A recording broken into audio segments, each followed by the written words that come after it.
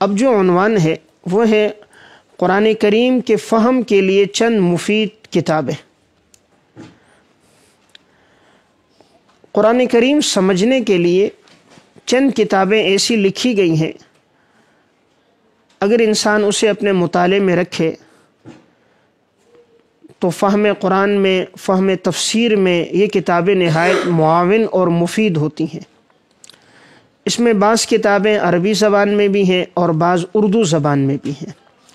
تو میں پہلے عربی زبان میں لکھی گئی چند کتابیں عرض کر دیتا ہوں، انشاءاللہ اگر یہ مطالعے میں ہوں تو علم تفسیر کے دوران اس سے بہت فائدہ ہوگا۔ نمبر 1، التبیان فی اقسام القرآن۔ التبیان فی اقسام القرآن، علامہ ابن قیم رحمۃ اللہ علیہ، متوفہ 751 ہجری۔ یہ ایک جلد میں دارالکتب العلمیہ سے طبع ہے۔ علامہ ابن قیم رحمۃ اللہ علیہ نے اپنی اس کتاب میں یہ ذکر کیا ہے کہ قرآن کریم میں جو جا بجا اللہ رب العزت نے مختلف چیزوں کی قسمیں کھائی ہیں، جیسے نون والقلم وما یسطرون، والتین والزیتون والمرسلات والذاریات، تو یہ جو مختلف قسمیں کھائی گئی ہیں اس میں حکمتیں کیا ہیں، اس کے اسرار و رموز کیا ہیں،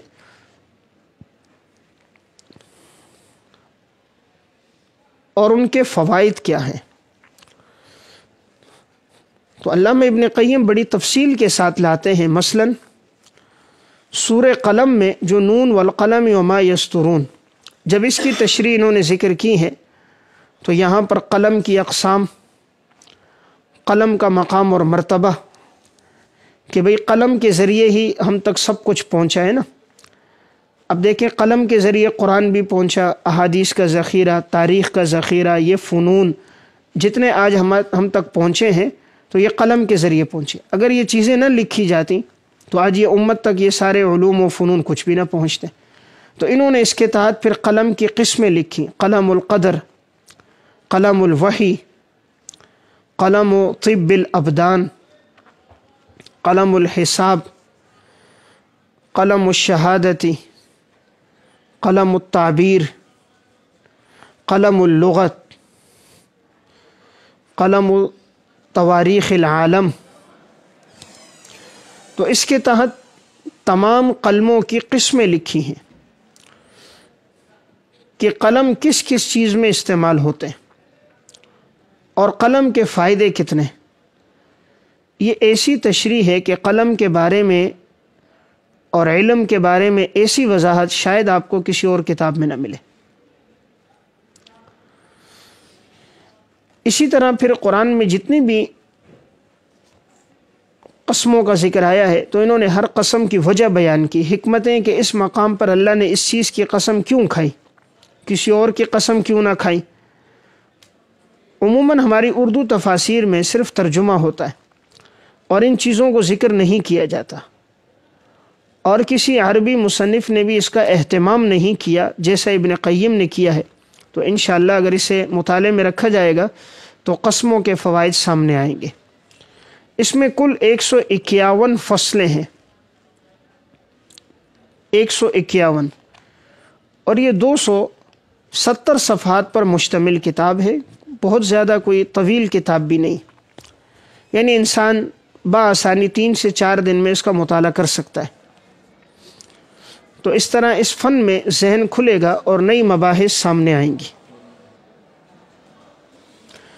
اور اگر کوئی اس کتاب کا اردو زبان میں ترجمہ کر دے یا اس کی تلخیص کر دے تو یہ بھی ایک نیا عنوان ہے، اور اس طرح کی کوئی کتاب شاید اردو میں موجود نہیں ہے، تو انشاءاللہ اہل علم کے لیے اس میں فائدہ ہو۔ تیسری کتاب ہے الامثال فی القرآن الکریم۔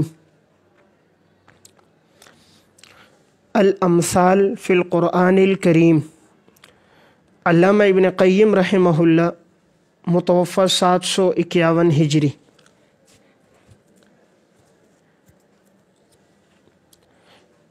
اس کتاب میں انہوں نے قرآن کریم کی مثالوں کی تشریح کی ہے۔ قرآن کریم میں جا بجا اللہ رب العزت نے مثالیں بیان فرمائی ہیں اور مختلف باتوں کو مختلف چیزوں کے ساتھ تشبیہ دے کر سمجھایا ہے۔ جس طرح کہیں مچھر کی مثال ہے، کہیں مکڑی کی مثال ہے، کہیں مکھی کی مثال ہے، اور کہیں اللہ تعالیٰ نے اپنی سلطنت قدرت میں مثال دے کر سمجھایا، جیسے تمہارا غلام ہو، تم شرکت کو برداشت نہیں کرتے، تو اللہ تعالیٰ بھی اپنی سلطنت میں کسی اور کو شریک کرنا گوارا نہیں کرتا۔ تو قرآن کریم میں ایسی مثالیں جا بجا ہیں۔ اب ان مثالوں کی مکمل وضاحت کہ مشبہ کیا ہے، مشبہ بہ کیا ہے، وجہ تشبیہ کیا ہے، اور اس مثال کے فوائد کیا ہیں، اس میں حکمتیں کون کون سی ہیں، ان ساری باتوں کی تشریح علامہ ابن قیم نے کی ہے۔ اس کتاب میں کل 19 فصلیں ہیں، اور ہر فصل کے تحت انہوں نے امثلہ سے متعلق وضاحت کی ہے۔ اس کتاب کے شروع میں ایک مقدمہ ہے جس میں علامہ ابن قیم کے مفصل حالات ہیں اور ان کی تصانیف کا ذکر کیا گیا۔ اگر اس موضوع پر کوئی اسی ایک کتاب کو اپنے مطالعے میں رکھ لے تو انشاءاللہ بہت فائدہ ہوگا۔ نمبر 4، تبصیر الرحمن و تیسیر المنان۔ تبصیر الرحمن و تیسیر المنان، علامہ علی بن احمد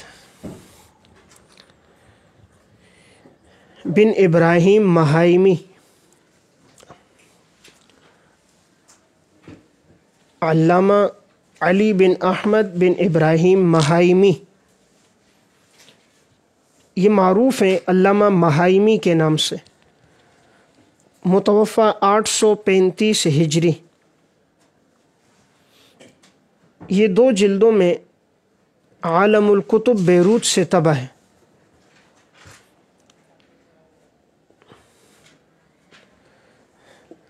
اس تفسیر کی خصوصیت یہ ہے کہ یہ جلالین کی طرح ہے،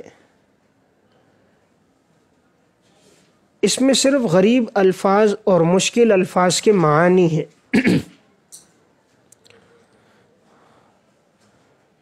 اور انہوں نے مترادف الفاظ کے ساتھ تشریح ذکر کی ہے۔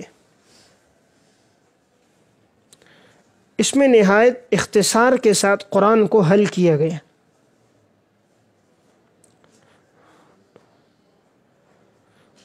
اسی لیے یہ تفسیر اہل علم میں بڑی مقبول رہی ہے۔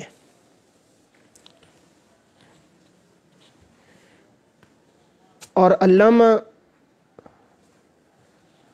قاسمی رحمہ اللہ نے محاسن التأویل میں بھی اس سے استفادہ کیا۔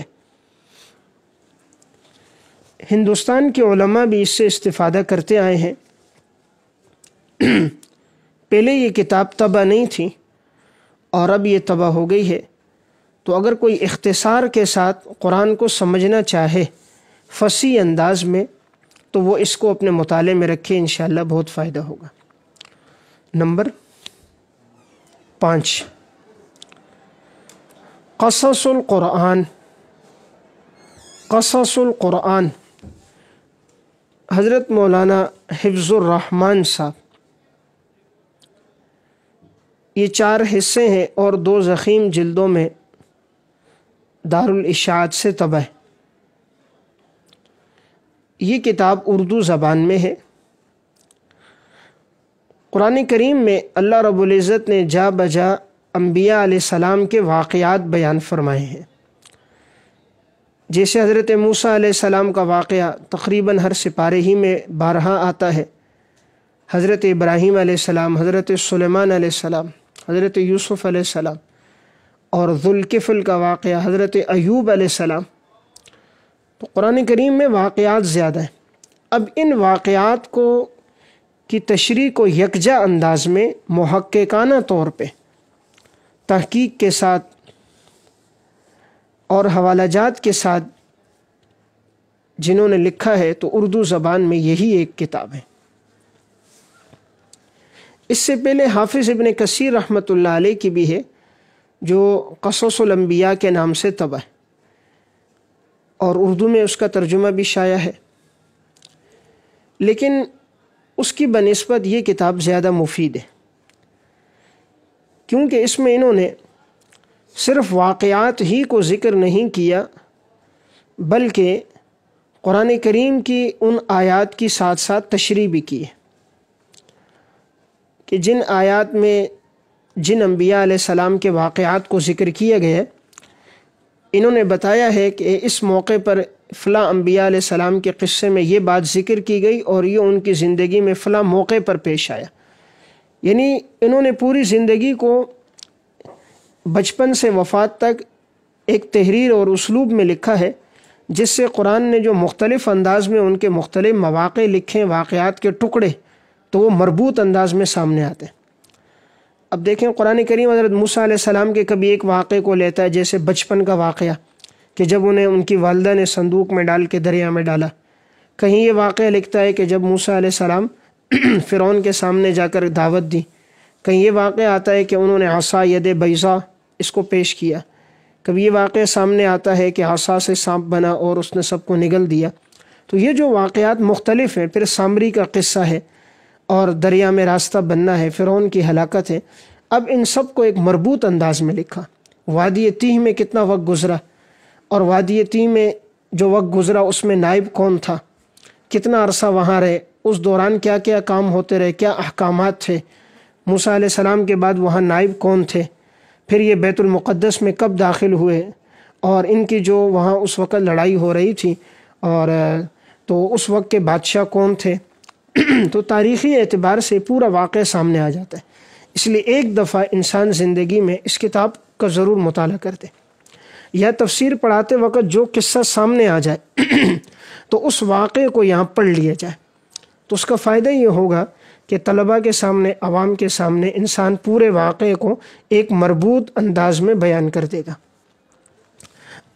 تو یہ ایک 5ویں کتاب ہے جو فہم قرآن کے لیے نہایت مفید ہے، اور چونکہ ایک محقق عالم تھے اور انہوں نے اپنی زندگی اس کتاب پہ لگا کر بڑے اچھے انداز میں اس کو لکھا ہے، اس لیے اہل علم کے درمیان یہ کتاب شروع ہی سے معروف رہی ہے۔ ایک اور کتاب ہے نمبر 6، ارض القرآن۔ ارض القرآن علامہ سید سلیمان ندوی رحمہ اللہ۔